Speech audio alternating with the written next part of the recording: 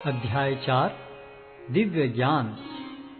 भगवान श्री कृष्ण ने कहा, मैंने इस अमर योग विद्या का उपदेश सूर्यदेव विवस्वान को दिया और विवस्वान ने मनुष्यों के पिता मनु को उपदेश दिया और मनु ने इसका उपदेश इक्ष्वाकु को दिया। आज मेरे द्वारा वही यह प्राचीन योग यानी परमेश्वर के साथ अपने संबंध का विज्ञान तुमसे कहा जा रहा है, क्योंकि तुम मेरे भक्त तथा मित्र हो। अतः तुम इस विज्ञान के दिव्य रहस्य को समझ सकते हो। इस प्रकार यह परम विज्ञान गुरु परंपरा द्वारा प्राप्त किया गया और राज ऋषियों ने इसी विधि से इसे समझा, किंतु कालक्रम में यह परंपरा छिन्न हो गई। अतः यह विज्ञान यथारूप में लुप्त हो गया लगता है। अर्जुन ने कहा, सूर्यदेव विवस्वान आपसे पहले हो चुके हैं, तो फिर मैं कैसे समझूं कि प्रारंभ में भी आपने उन्हें इस विद्या का उपदेश दिया था। श्री भगवान ने कहा, तुम्हारे तथा मेरे अनेकानेक जन्म हो चुके हैं। मुझे तो उन सब का स्मरण है, किंतु हे परंतप, तुम्हें उनका स्मरण नहीं रह सकता है। यद्यपि मैं अजन्मा तथा विनाशी हूं और यद्यपि मैं समस्त जीवों का स्वामी हूं, तो भी प्रत्येक युग में मैं अपने आदि दिव्य रूप में प्रकट होता हूं। हे भरतवंशी, जब भी और जहां भी धर्म का पतन होता है और अधर्म की प्रधानता होने लगती है, तब तब मैं अवतार लेता हूं। भक्तों का उद्धार करने, दुष्टों का विनाश करने तथा धर्म की फिर से स्थापना करने के लिए मैं हर युग में प्रकट होता हूं। हे अर्जुन, जो मेरे आविर्भाव तथा कर्मों की दिव्य प्रकृति को जानता है, वह इस शरीर को छोड़ने पर इस भौतिक संसार में पुनः जन्म नहीं लेता, अपितु मेरे सनातन धाम को प्राप्त होता है। आसक्ति, भय तथा क्रोध से मुक्त होकर, मुझ में पूर्णतया तन्मय होकर और मेरी शरण में आकर बहुत से व्यक्ति भूतकाल में मेरे ज्ञान से पवित्र हो चुके हैं। इस प्रकार से उन सबों ने मेरे प्रति दिव्य प्रेम को प्राप्त किया है।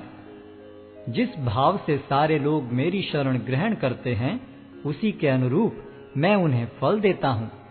हे पार्थ, प्रत्येक व्यक्ति सभी प्रकार से मेरे पथ का अनुगमन करता है। इस संसार में मनुष्य सकाम कर्मों में सिद्धि चाहते हैं, फलस्वरूप वे देवताओं की पूजा करते हैं। निस्संदेह संसार में मनुष्य को सकाम कर्म का फल शीघ्र प्राप्त होता है। प्रकृति के तीनों गुणों और उनसे संबद्ध कर्म के अनुसार मेरे द्वारा मानव समाज के 4 विभाग रचे गए। यद्यपि मैं इस व्यवस्था का सृष्टा हूं, किंतु तुम यह जान लो कि मैं इतने पर भी अव्यय अकर्ता हूं। मुझ पर किसी कर्म का प्रभाव नहीं पड़ता, न ही मैं कर्म फल की कामना करता हूं। जो मेरे संबंध में इस सत्य को जानता है, वह भी कर्मों के फल के पाश में नहीं बंधता। प्राचीन काल में समस्त मुक्तात्माओं ने मेरी दिव्य प्रकृति को जान करके ही कर्म किया। अतः तुम्हें चाहिए कि उनके पद चिन्हों का अनुसरण करते हुए अपने कर्तव्य का पालन करो। कर्म क्या है और अकर्म क्या है, इसे निश्चित करने में बुद्धिमान व्यक्ति भी मोहग्रस्त हो जाते हैं। अतः मैं तुमको बताऊंगा कि कर्म क्या है, जिसे जानकर तुम सारे अशुभ से मुक्त हो सकोगे। कर्म की बारीकियों को समझना अत्यंत कठिन है। अतः मनुष्य को चाहिए कि वह यह ठीक से जाने कि कर्म क्या है, विकर्म क्या है और अकर्म क्या है। जो मनुष्य कर्म में अकर्म और अकर्म में कर्म देखता है, वह सभी मनुष्यों में बुद्धिमान है और सब प्रकार के कर्मों में प्रवृत्त रहकर भी दिव्य स्थिति में रहता है। जिस व्यक्ति का प्रत्येक प्रयास इंद्रिय तृप्ति की कामना से रहित होता है, उसे पूर्ण ज्ञानी समझा जाता है। उसे ही साधु पुरुष ऐसा करता कहते हैं, जिसने पूर्ण ज्ञान की अग्नि से कर्म फलों को भस्मसात कर दिया है। अपने कर्म फलों की सारी आसक्ति को त्याग कर सदैव संतुष्ट तथा स्वतंत्र रहकर वह सभी प्रकार के कार्यों में व्यस्त रहकर भी कोई सकाम कर्म नहीं करता। ऐसा ज्ञानी पुरुष पूर्ण रूप से संयमित मन तथा बुद्धि से कार्य करता है, अपनी संपत्ति के सारे स्वामित्व को त्याग देता है और केवल शरीर निर्वाह के लिए कर्म करता है। इस तरह कार्य करता हुआ वह पाप रूपी फलों से प्रभावित नहीं होता है। जो स्वतः होने वाले लाभ से संतुष्ट रहता है, जो द्वंद्व से मुक्त है और ईर्ष्या नहीं करता, जो सफलता तथा असफलता दोनों में स्थिर रहता है, वह कर्म करता हुआ भी कभी बंधता नहीं। जो पुरुष प्रकृति के गुणों के प्रति अनासक्त है और जो दिव्य ज्ञान में पूर्णतया स्थित है, उसके सारे कर्म ब्रह्म में लीन हो जाते हैं। जो व्यक्ति कृष्ण भावनामृत में पूर्णतया लीन रहता है, उसे अपने आध्यात्मिक कर्मों के योगदान के कारण अवश्य ही भगवत धाम की प्राप्ति होती है, क्योंकि उसमें हवन आध्यात्मिक होता है और हवि भी आध्यात्मिक होती है। कुछ योगी विभिन्न प्रकार के यज्ञों द्वारा देवताओं की भली भांति पूजा करते हैं और कुछ परब्रह्म रूपी अग्नि में आहुति डालते हैं। इनमें से कुछ विशुद्ध ब्रह्मचारी श्रवणादि क्रियाओं तथा इंद्रियों को मन के नियंत्रण रूपी अग्नि में स्वाहा कर देते हैं, तो दूसरे लोग इंद्रिय विषयों को इंद्रियों की अग्नि में स्वाहा कर देते हैं। दूसरे जो मन तथा इंद्रियों को वश में करके आत्म साक्षात्कार करना चाहते हैं, संपूर्ण इंद्रियों तथा प्राण वायु के कार्यों को संयमित मन रूपी अग्नि में आहुति कर देते हैं।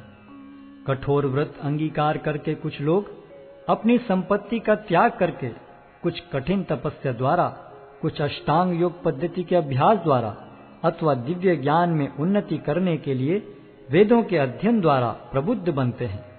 अन्य लोग भी हैं जो समाधि में रहने के लिए श्वास को रोके रहते हैं। वे अपान में प्राण को और प्राण में अपान को रोकने का अभ्यास करते हैं और अंत में प्राण अपान को रोककर समाधि में रहते हैं। अन्य योगी कम भोजन करके प्राण की प्राण में ही आहुति देते हैं। ये सभी यज्ञ करने वाले यज्ञों का अर्थ जानने के कारण पाप कर्मों से मुक्त हो जाते हैं और यज्ञों के फल रूपी अमृत को चखकर परम दिव्य आकाश की ओर बढ़ते जाते हैं।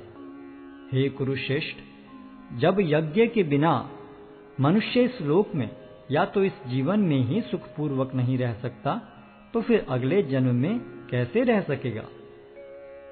ये विभिन्न प्रकार के यज्ञ वेद सम्मत हैं और ये सभी विभिन्न प्रकार के कर्मों से उत्पन्न हैं। इन्हें इस रूप में जानने पर तुम मुक्त हो जाओगे। हे परंतप, द्रव्य यज्ञ से ज्ञान यज्ञ श्रेष्ठ है। हे पार्थ, अंततो गत्वा सारे कर्म यज्ञों का अवसान दिव्य ज्ञान में होता है।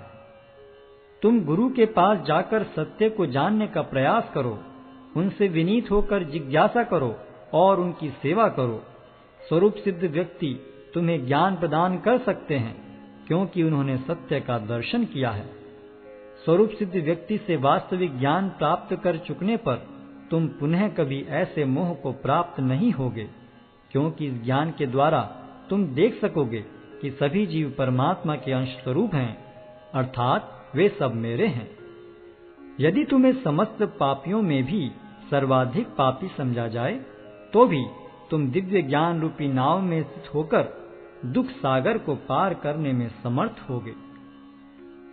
जैसे प्रज्वलित अग्नि ईंधन को भस्म कर देती है, उसी तरह हे अर्जुन, ज्ञान रूपी अग्नि भौतिक कर्मों के समस्त फलों को जला डालती है। इस संसार में दिव्य ज्ञान के समान कुछ भी उदात्त तथा शुद्ध नहीं है। ऐसा ज्ञान समस्त योग का परिपक्व फल है। जो व्यक्ति भक्ति में सिद्ध हो जाता है, वह यथा समय अपने अंतर में इस ज्ञान का आस्वादन करता है।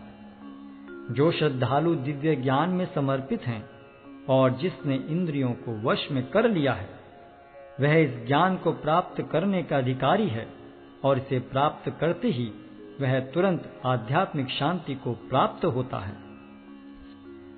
किंतु जो अज्ञानी तथा श्रद्धा विहीन व्यक्ति शास्त्रों में संदेह करते हैं, वे भगवत भावनामृत नहीं प्राप्त करते, अपितु नीचे गिर जाते हैं। संशयात्मा के लिए न तो इस लोक में न ही परलोक में कोई सुख है। जो व्यक्ति अपने कर्म फलों का परित्याग करते हुए भक्ति करता है और जिसके संशय दिव्य ज्ञान द्वारा विनष्ट हो चुके हैं, वही वास्तव में आत्मपरायण है। हे धनंजय, वह कर्मों के बंधन से नहीं बंधता। अतएव तुम्हारे हृदय में अज्ञान के कारण जो संशय उठे हैं, उन्हें ज्ञान रूपी शस्त्र से काट डालो। हे भारत, तुम योग से समन्वित होकर खड़े हो और युद्ध करो।